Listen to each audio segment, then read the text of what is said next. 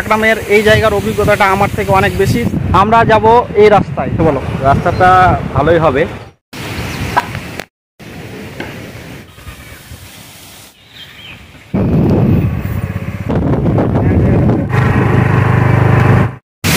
দেখো কত পরিমাণে বাতাস, মনে হচ্ছে ঝড় বইছে। কি পরিমাণে পাতাই না পড়ে আছে, আম পাতা বাঁশ পাতা মিশে একাকার।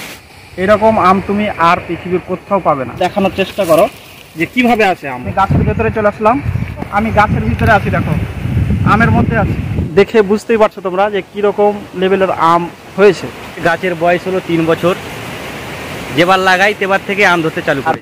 দেখে বুঝতে পারছো যে আমরা জঙ্গলের মধ্যে আছি। আর কে কোথা থেকে ভিডিওটা দেখছো কমেন্টে অবশ্যই জানাও।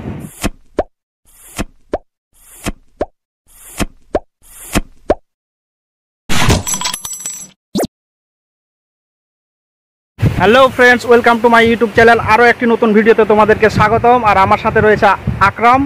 হাই।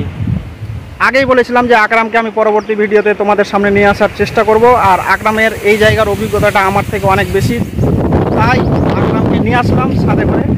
আর আমরা যাব এই রাস্তায়। রাস্তাটা দেখতে পাচ্ছ নদীর একবারে তলার, ওই জন্যই হয়তো রাস্তাটা মানে মেরামত হবে নাই বললেই চলে, আর হবেও না এরকমটা সম্ভব না, কেন যে মেন রাস্তাগুলো ঠিকভাবে মেরামত হয় না। এটার কি ভরসা করা যায়? এটার কোনো ভরসা করা যায় না। এই রাস্তাটা কি সরকারের রাস্তা না পাবলিকের? এটা হচ্ছে সরকারি রাস্তা। সামনের দিকে দেখেই বোঝা যাচ্ছে যে রাস্তাটা অনেক সুন্দর হতে চলেছে, আর জায়গাটা খুব সুন্দর, পরিবেশটাও বেশ ঠান্ডা। দেখো বাঁশ গাছের ঝাড়গুলো বেশ নড়ছে, আর বাতাসও আছে বেশ প্রচুর। সো কেমন হবে রাস্তাটা তোমার মনে হচ্ছে বলো? রাস্তাটা ভালোই হবে, চলি দেখা যাক। সো আমি রাস্তার কিছু দৃশ্য তোমাদেরকে দেখাচ্ছি, তোমরা দেখো। খুব সুন্দরভাবে দেখিয়ে দিচ্ছি তোমাদের যে রাস্তাটি সম্পূর্ণ পলি মাটি দিয়ে তৈরি, বেলে মাটি বেশিরভাগটা, বাড়ির ভাগটা বেশি, যেহেতু নদীর পলি মাটি আর নদীর তলার অংশ, আর রাস্তাটা নদীর তলা দিয়েই গেছে। নদীর ধারে অনেকগুলো ফসলের চাষ, যেমন ধান চাষ তোমরা দেখতে পাবে। রাস্তাতে জলও জমে আছে, আর এখন পর্যন্ত বর্ষাকাল শুরু হয়নি। দেখো কীরকম লাগছে, আর তোমরা জানাও যে কেমন লাগছে। জল জমে আছে, রাস্তাতে যাওয়া একবারে নাব্যতা হারিয়েছে, তার সাথে জলও অনেকটাই কম নদীতে। আর হাঁসগুলো চড়ছে, বেশ ভালোই লাগছে। জলে হাঁসগুলো সাঁতার দিচ্ছিল, বেশ ভালোই লাগছিল দেখে। আর এখানে অনেক রকমের পাখির আওয়াজ, পাখি তোমরা বুঝতে পারবে।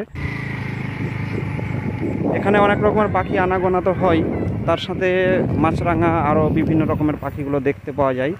আর ডান দিকের অংশটা যে তোমরা দেখতে পাচ্ছ, উঁচু দিকের অংশটা, এটা অনেকটাই উঁচু, নদীর তলা থেকে বেশ উঁচু।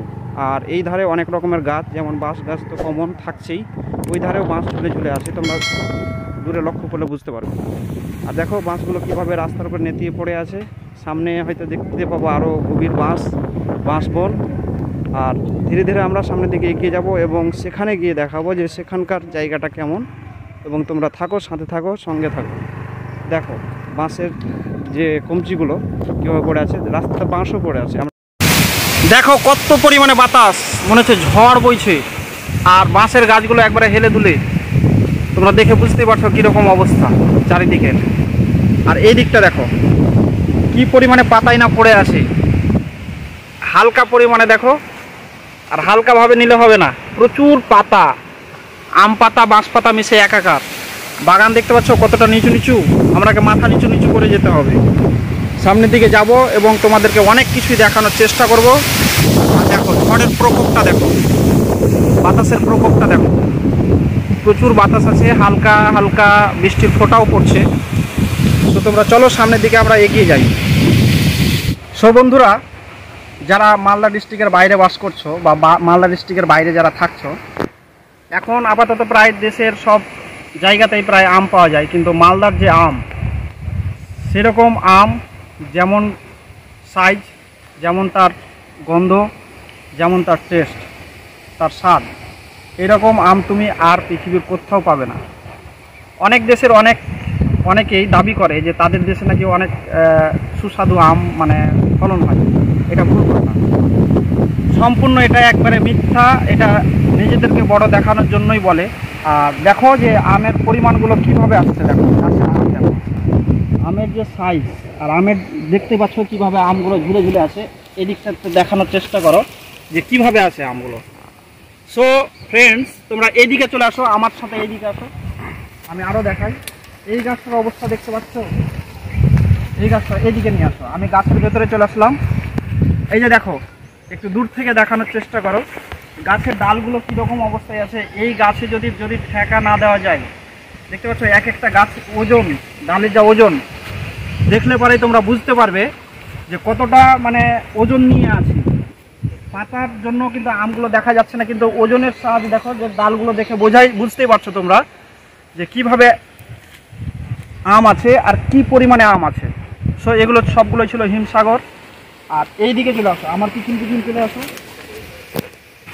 এখানে দেখো এই গাছের আমগুলো দেখো, এই গাছের আমগুলো দেখে মনে হচ্ছে লিচু ঝুলছে।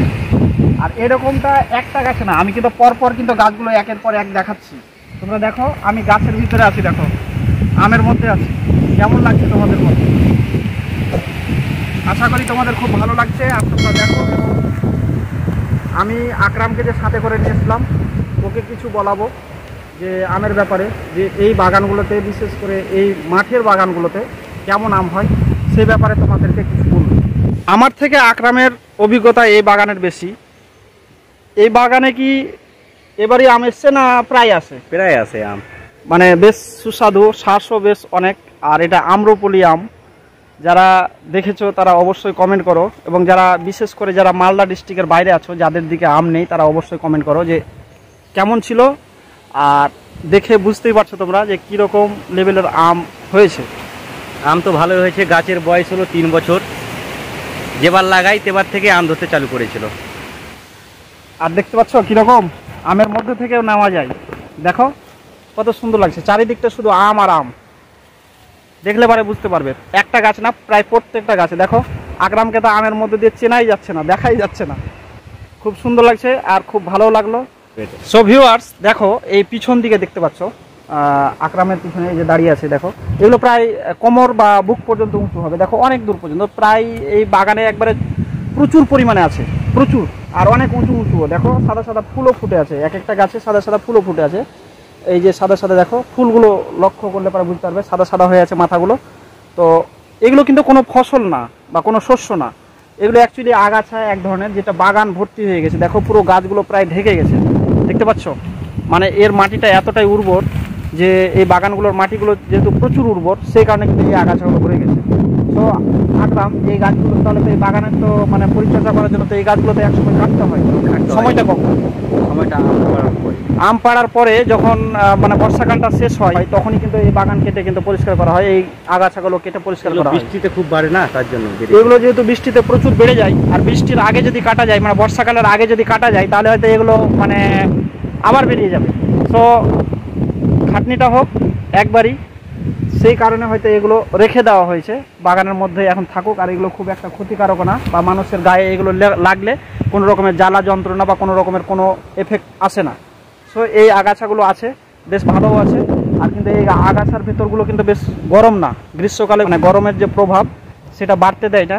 গাছগুলো বেশ ঠান্ডা প্রকৃতির। আর দেখে বুঝতে পারছো যে আমরা জঙ্গলের মধ্যে আছি, কিন্তু অ্যাকচুয়ালি জঙ্গলের ভিতরে না, আম বাগানের ভেতরে আছি আর আগাছার মধ্যে আছি। সো ফ্রেন্ডস, তোমরা ভালো থেকো, সুস্থ থাকো যেখানেই থাকো। আর কে কোথা থেকে ভিডিওটা দেখছো কমেন্টে অবশ্যই জানাও। বিশেষ করে যারা মালদা ডিস্ট্রিক্টের বাইরে থেকে দেখছো তারা অবশ্যই কমেন্টে জানাও। বাই, ভালো থেকো। By friend.